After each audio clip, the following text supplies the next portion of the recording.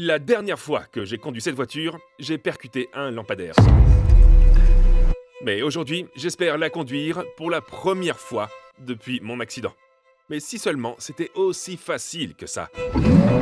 Oh Nous avons déjà réussi à réparer le cadre endommagé en achetant un châssis complètement neuf pour l'utiliser comme référence et aussi pour en couper des sections afin de les souder sur ma Gallardo. Après avoir réparé plusieurs pièces du moteur, nous avons réussi à le réinstaller et à le faire démarrer pour la première fois. Mais cette voiture est encore loin de pouvoir rouler. Rien de tout cela n'est connecté, tout est juste allumé pour que nous puissions faire avancer la voiture. Nous devons tout démonter pour pouvoir peindre le châssis et le reconstruire en mieux que ce qu'il était avant. Alors allons-y. La première étape consiste à démonter l'ensemble de la suspension. En commençant par l'avant droit.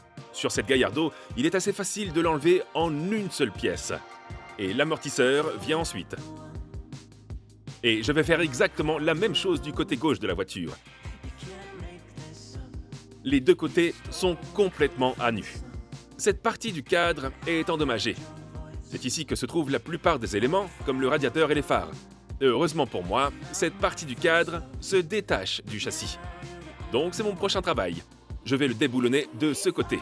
Il y a environ 4 boulons à l'avant et quelques boulons sur la partie inférieure du châssis. Et les deux autres se trouvent juste sous le pare-brise. Ensuite, nous pouvons le soulever. La prochaine étape est ce refroidisseur de direction assistée à l'avant de la voiture. Il n'y a aucune chance que cela fonctionne à nouveau. Je dois donc retirer la conduite qui va au refroidisseur de la direction assistée et du refroidisseur de la direction assistée, puis nous pouvons l'enlever. La dernière chose est la crémaillère de direction. Elle n'est mise en place que de façon assez lâche pour que nous puissions déplacer la voiture. Et avec tout le poids enlevé de l'avant, c'est pas très clair. Regardez, celui-là ne fait rien. Vous pouvez voir qu'il touche à peine la rampe. Les dernières pièces à enlever sont les câbles, la batterie et les tuyaux de refroidissement. L'avant de la voiture est alors complètement dégagé, ce qui permet de commencer à la peindre en recouvrant toutes les réparations que nous avons effectuées sur l'avant de la voiture, tout en apportant une couche de protection supplémentaire. Ensuite, nous sommes prêts à tout reconstruire. Tony. Oui. As-tu une idée de la façon dont ça se remet en place? Absolument pas. Ok. Voici le boîtier de chauffage. En fait, c'est un souffleur. Il s'agit donc d'un grand ventilateur. Vous pouvez le voir ici. Et ça va souffler de l'air là-dedans. Tu sais quoi? Je pense pas qu'on devrait continuer. Parce que tu as des colliers de serrage ici. Quand c'est en place, tu peux pas les atteindre avec ces pinces. Ok? Il s'agit d'une section entière où on met des choses et on doit les enlever à nouveau. Ok, t'as dit qu'on allait mettre ses bras ensuite. Et après, tu pourras faire les freins. D'accord. Ouais, j'ai acheté de nouvelles choses pour les bras, regardez ça. Il s'avère que ces cadres qui se boulonnent de chaque côté du châssis que nous venons d'enlever coûtent très cher. Vous pouvez voir ici l'unité complète de Lamborghini qui coûte 3449 livres sterling pour une seule unité. Et nous en avons besoin de 2. Mais j'avais une solution. Ceux-ci viennent de Pologne. Ils coûtaient 1200 livres chacun. Quoi? Ce ne sont pas des vrais Lamborghini. Quoi? Quelqu'un les a fabriqués dans sa remise? Ouais, en Pologne. Oh, c'est endommagé! Non! Ah! Tu t'es fait arnaquer. Pourquoi on se fait arnaquer dans toutes les vidéos maintenant? Alors, il semble que nous allons devoir plier quelques pièces pour leur redonner leur forme d'origine. Mais tout de même, je pense que 1200 livres sterling pour chacune de ces parties du cadre, c'est assez cher. Mais nous ne pouvons pas faire grand-chose dans cette situation. Il y a quelques parties de mon châssis qui ont encore besoin d'être pliées pour rejoindre le cadre. Ce qu'un peu de chaleur et de persuasion a permis de régler. Ensuite, je peux boulonner le côté droit du cadre au châssis. Et mon père fait la même chose de l'autre côté. On passe au job suivant. Voici la pompe ABS, à laquelle aboutissent toutes les conduites de frein. Puis elles vont d'ici à chaque coin, et c'est là que se trouvent les solénoïdes. Lorsque vous avez l'impression qu'une roue dérape d'un côté, il arrête la pression de freinage d'un côté afin de ne pas bloquer les freins. C'est lorsque vous freinez que vous avez l'impression que votre pédale s'enfonce et fait dou-dou-dou-dou-dou, parce qu'il y a ces solénoïdes qui travaillent à chaque coin. C'est assez astucieux en fait. Ouais, c'est vrai, c'est assez intelligent, ouais, c'est bien. On ne voudrait pas ne pas avoir d'ABS, parce qu'on pourrait se retrouver dans un arbre. Alors maintenant, c'est à mon père d'installer la pompe ABS. Cela tient juste avec des boulons de 210 mm. Pompe ABS montée. Où sont les tuyaux qui vont vers elle? Niaou. Regardez ça. Alors ça, c'est celui qui est cassé. Il s'agit d'un servo-frein. Et ce que ça fait, c'est que lorsque vous appuyez sur la pédale, il la pousse vers l'intérieur, il pousse le liquide de frein d'ici, dans la pompe ABS, et le fait circuler. Mais il y a aussi un vide ici, n'est-ce pas? Ouais. Ça devrait pouvoir rentrer. Ouais, c'est ainsi que ça fonctionne. Il y a en fait un diaphragme à l'intérieur du servomoteur et un raccord à vide de l'autre côté. Le vide provient soit d'un moteur, soit d'une pompe. Et lorsque vous avez le moteur en marche, il fait le vide de l'autre côté du diaphragme. Ainsi, lorsque vous appuyez sur le frein, la pression de freinage est assistée par la dépression qui est tirée de l'autre côté du diaphragme. C'est pourquoi il est beaucoup plus facile d'appuyer sur les freins une fois que la voiture est en marche. Maintenant que nous savons comment ça fonctionne, nous pouvons commencer à l'installer. Il se boulonne directement à la cloison. Après cela, je peux installer la conduite de vide qui va jusqu'au diaphragme. Sur cette voiture, il y a une pompe à vide. Elle ne tire pas le vide du moteur. Je suppose simplement que c'est parce qu'elle se trouve à l'arrière de la voiture. Ensuite, nous avons la pompe du relevage de nez. Cette pompe est utilisée pour envoyer du liquide dans la suspension afin de soulever l'avant de la voiture lorsque vous arrivez sur un dos d'âne. Très pratique. C'est bien! Une fois ce système installé et la conduite hydraulique qui est reliée également, je peux maintenant commencer à m'occuper de certaines conduites de liquide de refroidissement. Ça a l'air compliqué, mais quand vous le décomposez, c'est assez simple. Il y a 2 radiateurs qui vont à l'avant de la voiture, et les 2 radiateurs ont besoin d'une pièce qui va vers eux, et d'une pièce qui part d'eux. Après cela, je monte le ventilateur de chauffage. Ceci est utilisé pour vos ventilateurs de chauffage à l'intérieur de la voiture. Il se fixe sur la cloison à l'aide de 4 vis. Et une fois que c'est en place, je passe à la bouteille de lavage. Je pense que nous savons tous à quoi cela sert. Nous ne pourrions pas mettre de liquide lave-glace si nous n'avions pas de goulot de remplissage. Et sans ordre particulier, la prochaine chose à faire est le refroidisseur de la direction assistée. Il s'agit simplement de faire couler du liquide de direction assistée tout au long de son parcours. Et les ailettes permettent, je suppose, de capter l'air pour refroidir le liquide de direction assistée. Et ceci se trouve à l'avant, là où il y a probablement plus d'air. Une autre pièce assez simple à monter, qui aide à démonter tout l'avant, je suppose. Il y a 2 tuyaux qui y vont, l'un alimente le fluide et l'autre le renvoie. Et vous pouvez les voir ici, qui sont venus de l'arrière de la voiture, la pompe de direction assistée jusqu'au refroidisseur à l'avant. Maintenant, j'installe le klaxon qui se boulonne simplement à l'avant et je peux ensuite y fixer les câbles électriques. Et enfin, la serrure du capot. Nous venons de trouver une chose qui nous a semblé si intéressante que nous devions vous la montrer. Regardez ceci, j'ai mis ce câble, je me dis que ça va pas, j'arrive pas à y penser, mais il va falloir faire avec. Papa l'a regardé, il a dit « Ah ouais, regarde, j'ai trouvé quelque chose ». Le câble peut entrer par le bas, ici, ou par le haut, de ce côté. Le câble passe donc ici. Mais pourquoi ferait-il cela? Eh bien, Lamborghini a pensé à la conduite à gauche et à la conduite à droite, contrairement à McLaren, où ils ont tout fait différemment pour eux. La conduite à gauche et la conduite à droite. Sur une voiture à conduite à gauche, la tirette du capot se trouve de ce côté. Donc le câble descend ici et se connecte à cette tirette. Et sur une voiture à conduite à droite, il devrait se brancher sur celui-ci. Mais vérifiez aussi cela. Tous les trous, de ce côté de la voiture sont les mêmes de l'autre côté de la voiture. Mais ils sont regroupés de ce côté-ci de la voiture et pas de ce côté-là. Vous pourriez donc passer à la conduite à gauche sans avoir à percer ou à découper des trous ou à faire quoi que ce soit de différent, à part changer la crémaillère de direction, le tableau de bord et tout le reste. C'est plutôt pas mal. Pour tous ceux qui voulaient convertir leur Gallardo à conduite à gauche en conduite à droite. La prochaine chose à mettre en place, ce sont les radiateurs. Mais avant les radiateurs, nous avons les tuyaux d'air conditionné, parce que mes tuyaux d'air conditionné, ceux-ci sont mes anciens. Et je les ai supprimés à la fin. Donc je les ai supprimés. Nous avons donc besoin de tuyaux d'occasion, et ils se branchent en dessous de la voiture. Allons-y! Mais cela ne s'est pas passé comme prévu. Les conduites d'air conditionné partent de l'avant de la voiture et passent en dessous, dans ce tunnel. Mais nous avons trouvé une différence entre les conduites d'air conditionné. Celle que j'ai achetée provenait d'une voiture de 2009 et la mienne de 2012. Mais les voitures sont exactement les mêmes. C'est exactement le même numéro de pièce. Par exemple, vous pouvez voir 400 26 07 04. Et puis, regardez celui-ci. Celui-ci a un 400 26 27 04.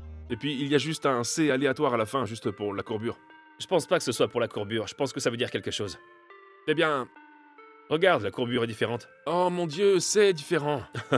Donc le C, c'est pas pour la courbure, le C signifie légèrement différent. Pourquoi il les aurait fait différemment? Est-ce que celui-ci est bien? Celui-là, il est correct? Non, il l'est pas. Demande-lui si ça va. Tu vas bien? Ils allaient tous les deux bien, n'est-ce pas? Ouais, on s'est pas fait arnaquer, mais on s'est fait arnaquer parce que... Pourquoi tu les remplaces? Ceux-ci sont les nouveaux! Oh mon Dieu! Non, c'en est trop. Vous pouvez voir ici que le numéro 3 sur le diagramme et le numéro 4 coûte 179 livres et 186 livres. Et les numéros de pièces se terminent par 704 et 712. Mais si nous regardons une Lamborghini Gallardo 2012, les numéros de pièces 3 et 4 sont exactement les mêmes. L'un est vendu à 450 livres et l'autre à plus de 1000 livres. Et la seule différence réside dans les numéros de pièces. L'un d'entre eux indique B à la fin et l'autre indique C à la fin. Il s'avère que sur les voitures les plus récentes, ils ont changé la longueur des tuyaux de climatisation, sans raison. Nous avons donc commandé un tuyau de climatisation 2009, plus à l'arrière, pour le connecter à un tuyau de climatisation 2009 plus à l'avant, en espérant que cela fonctionne. Si ça ne marche pas, je ne sais pas ce que nous allons faire. En attendant qu'il arrive, il est temps de monter les radiateurs à l'avant de la voiture. Encore une fois, des radiateurs d'occasion. Sur le côté droit, c'est le radiateur pour tout le refroidissement du moteur, puis le condensateur de climatisation en face de lui, qui se monte sur nos nouveaux panneaux de cadre. Nous pouvons ensuite installer les tuyaux qui y sont reliés, un en haut et un en bas.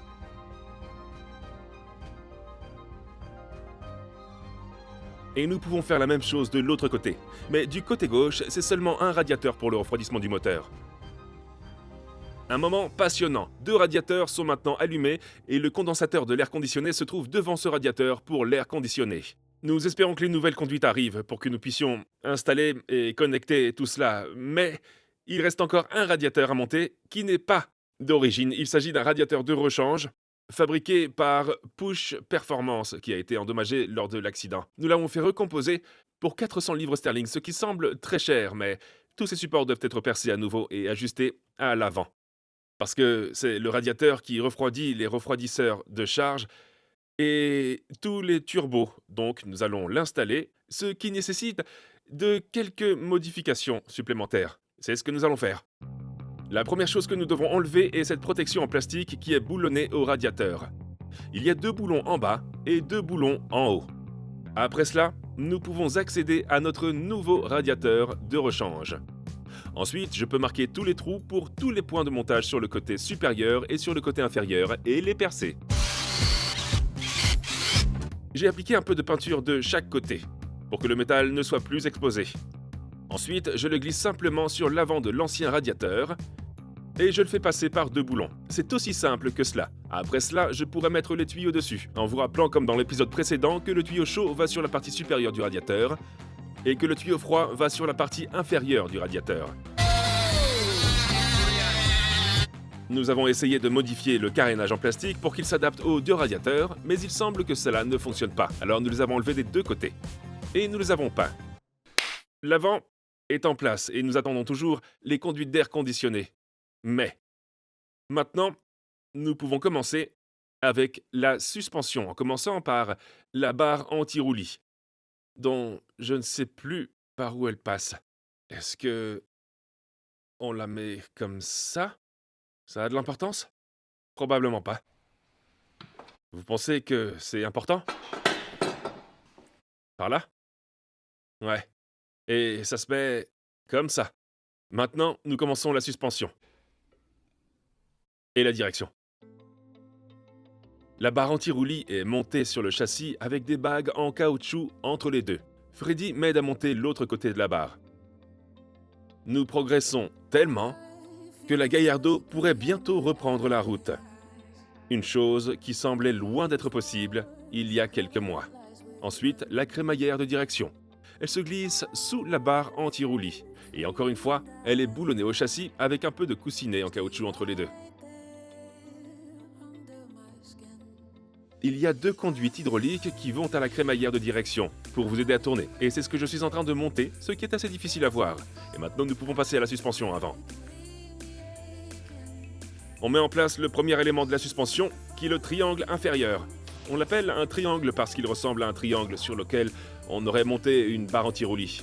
Donc ceci se connecte au bas. La suspension avant est la suspension d'origine de la voiture, puisque rien n'a été endommagé dans l'accident. Nous l'avons juste un peu nettoyé avant de le remettre en place. Le bras inférieur est en place. Boum. Ceci contient un roulement à billes qui tourne, et il y a ce morceau d'aluminium. Parce que j'ai Freddy là. Ouais, c'est ça, ouais, t'as raison. Et cela va aller comme ça. Ensuite, nous pouvons faire glisser l'écrou en place et le serrer. Freddy a fait le tour et a serré tous les boulons en couple une fois que j'ai eu fini. Ensuite, le triangle supérieur qui s'adapte exactement comme le triangle inférieur qui se boulonne au châssis et s'insère dans le moyeu de la roue. Prochaine étape, l'équipement électrique.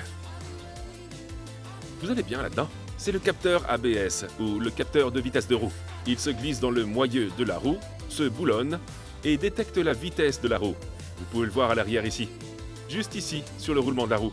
Capteur ABS, capteur de vitesse de roue activé. Maintenant, je dois mettre ceci. Mais j'ai été légèrement... Trop enthousiaste. Trop enthousiaste apparemment, parce que maintenant... Ça ne va pas derrière ça. Comment ça s'appelle? Ça s'appelle un bouclier thermique. Alors ça protège de la chaleur? C'est le cas! Ce qui est ennuyeux, c'est que je dois enlever le roulement de roue pour installer le bouclier thermique. Roulement de roue, enlevé! On installe le bouclier thermique. Nous y voilà. Pendant que j'installais le bouclier thermique, nous avons abordé la question du super pouvoir que vous auriez si vous pouviez en avoir un. Si je pouvais avoir quelque chose, je vivrais éternellement. T'aurais quoi, toi? De la magie. De la magie dans ma main ou autour de moi, à n'importe quel moment. Donc si t'as besoin d'un 10 mm, il est là. 10 mm, juste là. J'ai besoin d'argent, juste là. Oh, j'ai besoin de n'importe quoi, c'est juste là. Il suffit d'y penser. Oh, 10 mm, boum, dans ma main. Tu sais quoi d'autre? Mais c'est quoi le but? Tu pourrais pas juste dire je veux une voiture en état de marche? Boum. Ah ouais, tu pourrais faire ça. Ouais, tu pourrais faire ça, mais c'est Il pas veut que drôle. des objets de la taille d'une main. Mais... Il faut que ce soit grand comme ça. Donc, mes pouvoirs magiques, c'est que des objets qui peuvent tenir dans ma main. Et il n'y a qu'une seule chose à laquelle je peux penser et que je voudrais que l'on m'apporte par magie. Et c'est Y-Food! Waouh! J'ai vraiment un super pouvoir! Pendant que je montrais à Freddy à quel point Y-Food est bon, mon père a commencé à monter la suspension arrière droite. Eh bien, c'est écrit que c'est de la nourriture, est-ce que c'est vrai? Au lieu de manger un fast-food à l'heure du déjeuner, du dîner ou du petit déjeuner, tu peux prendre l'un de ces produits et il remplacera le repas. Et tu sais pourquoi c'est si bon? Pourquoi? Parce qu'il contient 26 vitamines et minéraux. Il est riche en fibres, en protéines, sans lactose et sans gluten. Et devine quoi? Quoi? Y a pas de sucre ajouté. C'est de la folie! Et pour couronner le tout, si tu n'aimes pas la saveur creamy cookie, tu peux choisir parmi des tas d'autres saveurs. Happy banana. Ouais. On y va. C'est pas mal, c'est vraiment bon. C'est vraiment bon. On n'a pas encore découvert quel serait le super pouvoir de Tony. Ah ouais, c'est quoi ton super pouvoir? Je pense que ce serait de pouvoir changer d'apparence. Non, c'est assez triste. Je pourrais être n'importe qui. Ah, je pensais que c'était pour te faire pousser les cheveux, un truc dans le genre. Y-Food est vraiment la boisson de remplacement de repas parfaite. C'est parfait pour les personnes qui, comme moi, sont constamment en déplacement. Donc si vous voulez vous procurer un Y-Food, vous pouvez le faire avec le lien qui est dans la description ci-dessous, en utilisant le code qui apparaît à l'écran en ce moment même. Vous allez économiser d'une belle somme d'argent avec ce code de réduction. Allez chercher un Y-Food, faites de cette boisson votre substitut de repas cette semaine. C'est parti! Le roulement de roue est de nouveau en place. Et la connexion a été faite. Ceci était l'extrémité de l'arbre d'entraînement lorsqu'il y avait 4 roues motrices. Donc pour maintenir ce roulement de roue et l'empêcher d'être bancal, vous devez avoir quelque chose à l'intérieur avec le boulon pour le serrer. Voici donc l'extrémité de l'arbre d'entraînement. Assurez-vous que rien ne tombe. Ça va à l'arrière. Voilà, comme ça. Le boulon va à l'avant. Comme ça. Suzy! Arrou! Arrou! Ensuite, c'est l'heure du disque de frein. Nous savons tous à quoi sert l'un d'eux. Ensuite, l'étrier de frein. L'étrier de frein ne fonctionnerait pas sans la conduite hydraulique qui s'y raccorde. C'est ce que je suis en train de faire. Ok, pour faire tourner le volant de gauche à droite, nous devons l'attacher à la crémaillère de direction. Et voici comment on procède. Ensuite, je peux serrer l'écrou sur la crémaillère de direction. Et nous avons presque terminé la suspension. Mais il y a une dernière pièce du puzzle que j'ai vraiment hâte de poser. Je n'aurais jamais pensé avoir cette suspension sur ma voiture parce que elle est très chère. C'est ce que vous trouvez sur les voitures de course. Ce truc, c'est comme les vraies voitures de course. Vous pouvez choisir vos propres taux de ressort, taux de rebond, vous pouvez tout choisir. Vous pouvez littéralement régler votre propre suspension. Ça se fait sur les voitures de course. J'ai l'impression que je suis même pas digne de cette suspension. Et mieux encore, tu vois ce morceau là? Nous conservons le nez de l'équipement d'origine, ce qui me permet de ne pas perdre le séparateur. Donc le système hydraulique est poussé à l'intérieur et il soulève l'avant. Merci, Nitron. Tout le monde devrait aller chercher la suspension Nitron maintenant. J'ai vraiment hâte de voir comment la voiture se comporte avec cette suspension. Et elle obtient en quelque sorte la configuration qu'elle mérite. Après tout, c'est une Lamborghini de 1000 chevaux. Nous allons non seulement changer la suspension, mais aussi les roues et les pneus. Mais nous attendons toujours que ces roues soient fabriquées. Il ne me reste plus qu'à attacher la ligne hydraulique pour l'élévateur de nez. Ainsi, lorsque j'appuierai sur le bouton à l'intérieur de la voiture, la suspension se soulèvera pour que je puisse franchir les dodanes. Ça, c'est une configuration. Il ne me reste plus que les derniers éléments à boulonner, et nous pourrons passer ensuite à l'arrière, qui est assez similaire à l'avant avec un système à double triangulation. Je ne dois pas oublier de mettre l'arbre de transmission qui est relié à la boîte de vitesse, et ensuite bien sûr au moyeu de la roue. Et ensuite, le reste des bras de suspension peut se connecter au châssis. Ensuite, il ne faut pas oublier de mettre les boulons de l'arbre de transmission dans le différentiel arrière et de serrer l'écrou qui maintient l'arbre de transmission au moyeu de la roue. Et on passe à l'étape suivante, les freins. Nous avons de nouveaux disques de frein arrière de Kinetix. Bravo à eux. Et les coussinets aussi, parce que le disque de frein arrière était plié.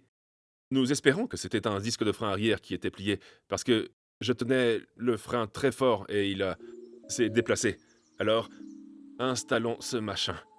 Il faut que je me souvienne cette fois-ci de monter d'abord le bouclier thermique. Cette Gallardo n'a parcouru que 27 000 km. Les disques de frein avant sont donc en parfait état. Je ne remplace que les disques arrière parce que je les ai pliés. Une fois le disque de frein en place, je peux installer l'étrier de frein à main, qui est un étrier séparé. Puis je peux installer l'étrier de frein proprement dit. Je vais également changer les plaquettes de frein, mais il est beaucoup plus facile de les changer une fois que l'étrier est monté sur le moyeu de la roue. Je dois enlever les deux goupilles qui maintiennent les plaquettes de frein en place, puis les extraire par le côté. Une fois les deux goupilles retirées, je devrais pouvoir soulever les plaquettes de frein, prêtes à être remplacées. Je mets de la graisse de cuivre à l'arrière. Regarde, les gens vont dire « Tu peux pas faire ça ». Devinez quoi? Je peux. Parce que, regardez, c'est écrit « Prévient le crissement des freins à disque ». Ça va être au dos, ça arrête les vibrations. Mais le cuivre à l'intérieur est juste chaud et il y a une réaction chimique. Pourquoi tu utilises une cuillère? Avec les plaquettes de frein et avec une lichette de graisse de cuivre, je peux maintenant les glisser dans l'étrier et remettre en place les goupilles que j'avais enlevées à l'aide d'un petit marteau. Après cela, il est temps de passer à la suspension Nitron, qui encore une fois se monte facilement à l'arrière de la voiture. Et c'est presque tout pour l'arrière. La dernière chose à connecter est le câble du frein à main, et mon père m'a montré une astuce spéciale pour le faire avec un tournevis. Bonne nouvelle, la suspension est installée sur les 4 coins. Et nous avons la partie restante de la conduite d'air conditionné d'une voiture plus ancienne.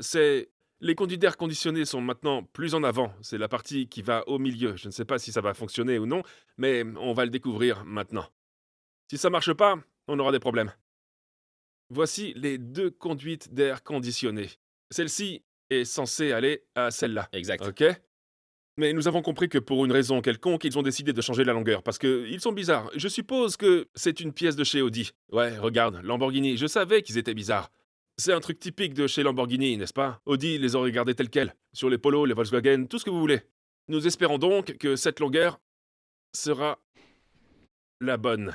J'ai le sentiment que c'est pas le cas. C'est soit ça, soit les anciennes Gallardo sont plus courtes. Ouais, l'évolution, les gens deviennent plus grands avec le temps, n'est-ce pas? Alors tu penses qu'ils les ont étirés à l'usine? Que se passe-t-il, Tony? Je sais pas vraiment, j'ai juste la main en l'air et je défais quelque chose. Qu'est-ce que tu défais? Le tuyau. Si tu pouvais arrêter de donner des coups de poing à la caméra, ce serait bien. T'as enlevé le tuyau, là, déjà? Non, Mathieu, non. Quelle heure est-il? L'heure d'enlever le tuyau. C'est un autre défi de 24 heures. Je pense qu'on a un Alexa ici. Alexa, il est quelle heure? Oh, minuit. Ouais, c'est une surprise. Les vampires sont de sortie. C'est parti! C'est sorti. Donc d'après nos calculs, celui-ci devrait être plus court. Un peu plus, ouais. Oh, c'est très différent. C'est plus court. C'est quoi le sens? Ça a aucun sens. Non, qu'est-ce que t'as fait? Qu'est-ce que t'as fait? Tu l'as tourné dans le mauvais sens, c'est déroutant. Il faut le remettre dans l'autre sens. Non, c'est juste là.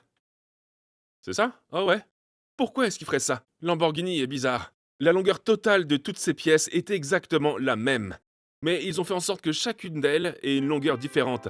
Les Italiens sont vraiment bizarres. Voyons si ça rentre. Lequel c'était?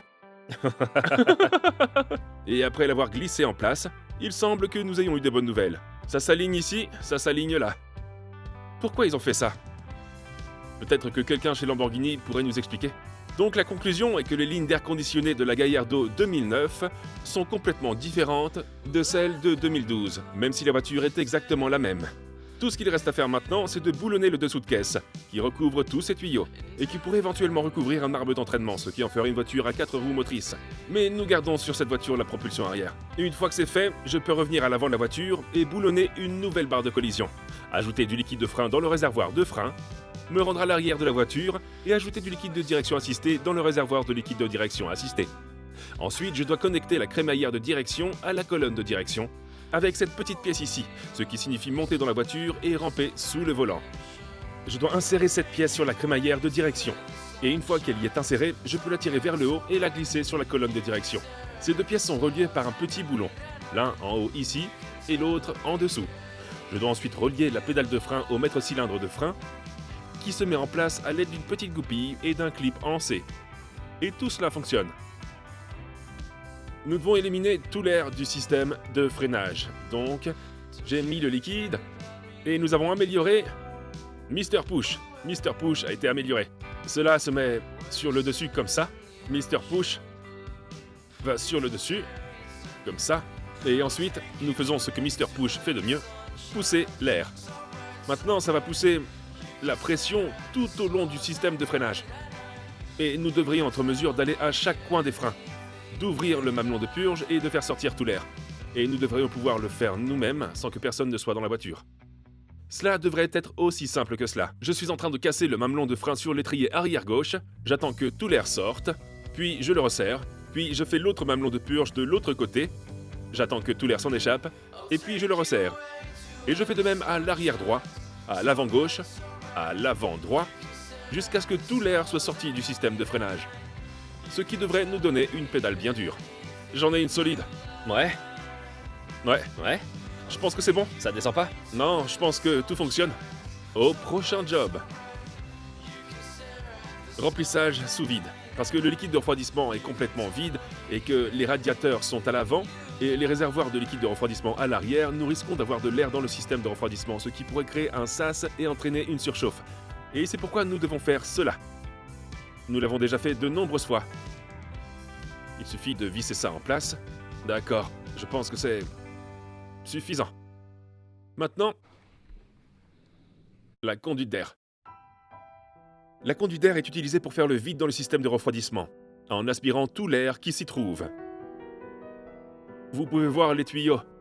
Oh, regardez! Une fois que nous sommes sûrs que le vide est maintenu, nous pouvons ajouter du liquide de refroidissement Valvoline. Dès que nous aurons raccordé ce tuyau au système d'aspiration, il aspirera tout le liquide de refroidissement dans le système de refroidissement. Nous gardons la bouteille de liquide de refroidissement remplie pour nous assurer qu'elle n'aspire pas d'air dans le système de refroidissement. Une fois que nous sommes satisfaits, nous pouvons la déconnecter et remplir le reste à la main. Il y a aussi un autre système de refroidissement sur la voiture pour les turbos du marché secondaire. Nous ne devrions pas avoir à remplir ce système sous vide. Nous pouvons donc le verser directement dans le réservoir. Et maintenant, nous sommes presque prêts à commencer. Ça, c'était jusqu'à ce que nous ayons notre premier problème. Oh non, Suzy. C'est le long tuyau? Ouais. Oh, Oh non. C'est aussi le tuyau le plus long du monde. Nous allons... Ouais, on peut... Il faudrait un morceau de cuivre. Donc c'est le tuyau pour tout le refroidissement du turbo. Mais si on le coupe ici, et là qu'on met un peu de métal au milieu, et qu'on le joint, ça devrait aller. Mais il nous faut un peu de tuyau en cuivre, ou quelque chose de ce diamètre. Il semble donc, d'après l'accident, que nous ayons pincé un petit tuyau dans le système de refroidissement. Mais je pense que mon père a trouvé la solution, en utilisant une des pièces de la Rolls-Royce cassée. Est-ce que c'est la solution? Eh bien, seulement si on sait dans quel sens le liquide de refroidissement s'écoule. Pourquoi? Parce que c'est une valve. Est-ce que ce sont des gouttes ou du liquide de refroidissement qui sont sortis à l'extrémité de C'est cette peut-être du valve? liquide de refroidissement. Ok, on a un plan. Cette valve peut réparer ce tuyau. Parce que nous pouvons mettre chaque collier de serrage de chaque côté, mais cette valve ne permet à l'eau de passer que par là. Nous devons donc déterminer dans quel sens l'eau s'écoule. Nous pensons qu'elle remonte le tuyau par là. Mais pour être sûr, je vais brancher la batterie, mettre le contact et voir dans quel sens l'eau s'écoule. De cette façon, vous pouvez vous assurer que la vanne est placée dans la bonne position.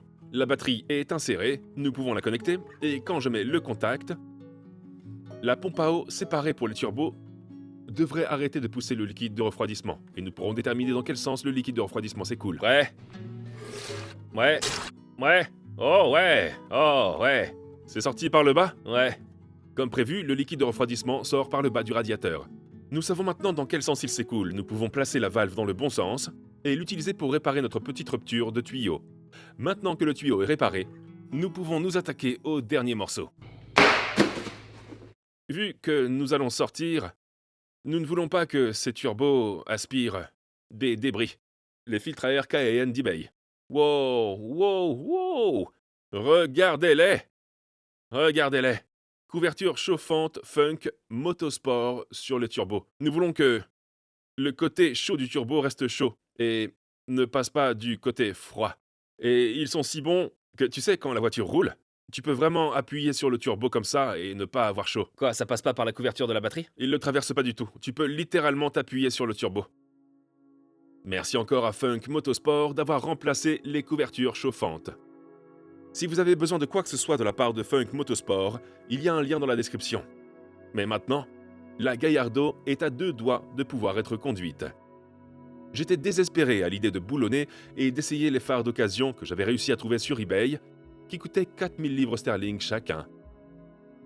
Ouais, regardez-moi ça! C'est diabolique. Et il fonctionnait. Wow! Et voilà. Je sais que c'est loin d'être fait, mais c'est un long chemin qui a été parcouru. Et j'ai vraiment hâte de reprendre le volant de cette Gallardo. Ok. Tout est serré. Tout est prêt. J'ai l'impression que ça ne fait pas si longtemps que j'ai conduit cette voiture.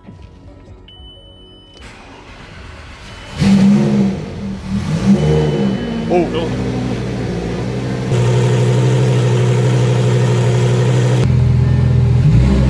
Tout semblait normal, jusqu'à ce qu'il y ait beaucoup de fumée qui en sorte. Qu'est-ce qui se passe? Il y a quelque chose qui ne va pas. La fumée était un indice important.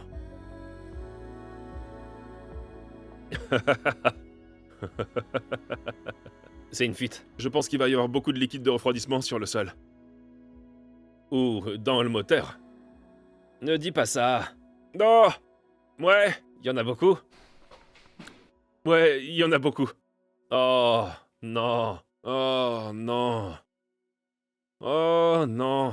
Il doit y avoir un collet de serrage qui n'est pas en place ou qui a sauté ou... Oh, ça fuit toujours. Comment ça s'est passé? Il y avait un vide pourtant. Ça doit être un collier de serrage. On était si près du but. Ouais. Il est donc maintenant temps d'enquêter sur ce qu'il s'est réellement passé. Oh! Oh! Oh, Elle est restée coincée sur la ceinture. C'est pas... Je pense qu'elle a été enlevée. Ce tuyau est assis sur la courroie et la courroie est usée par le tuyau. il faut un nouveau tuyau. On dirait bien. Oh! Suzy! Il semble donc que le tuyau était mal acheminé et qu'il reposait sur la courroie auxiliaire. Après un certain temps de fonctionnement de la voiture, elle a brûlé directement à travers le tuyau. Heureusement, nous avons réussi à récupérer un tuyau d'occasion et à le remplacer par celui-ci, ce qui devrait permettre à la voiture de reprendre la route pour de bon cette fois-ci. Mon père est en train de le remettre en place et nous devrions pouvoir repartir. Après de nombreuses minutes... Des minutes? Oui, plusieurs minutes. Des heures. Nous avons finalement réussi à l'enfiler. Ouais. Et il est maintenant acheminé dans le bon sens. Ce tuyau est maintenant dans la bonne position. Regardez, il est là et il n'est pas sur la ceinture. Sur la ceinture, très mauvais. Je vais refaire le plein de liquide de refroidissement. Et cette fois-ci, avec un peu de chance, nous pourrons la conduire. Oh. Ok. On y est. Allez, Gallardo. Allez.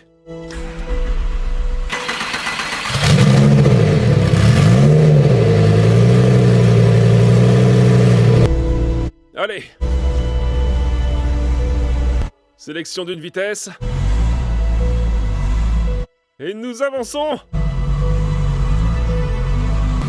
Tout semblait aller pour le mieux. C'est vraiment bizarre.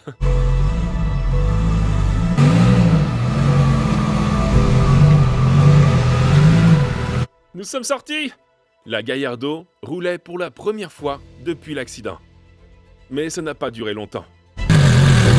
C'est vraiment dingue. C'est ça. Qu'est-ce que c'est? Oh!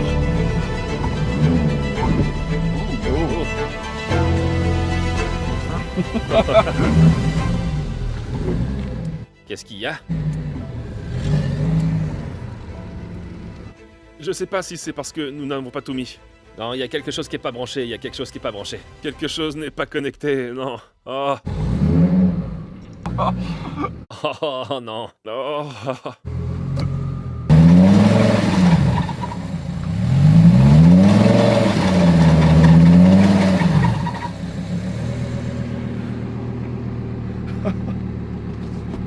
Eh bien, on l'a conduit. On l'a conduit. Nous l'avons conduit, oui. Nous l'avons conduit. Elle est arrivée ici, donc c'est une réussite, non? Merci beaucoup d'avoir regardé cette vidéo. Si vous l'avez appréciée, abonnez-vous et donnez-moi un like. Et je vous donne rendez-vous dans la prochaine vidéo. Il se peut que nous la conduisions. Peace out. Go! Go!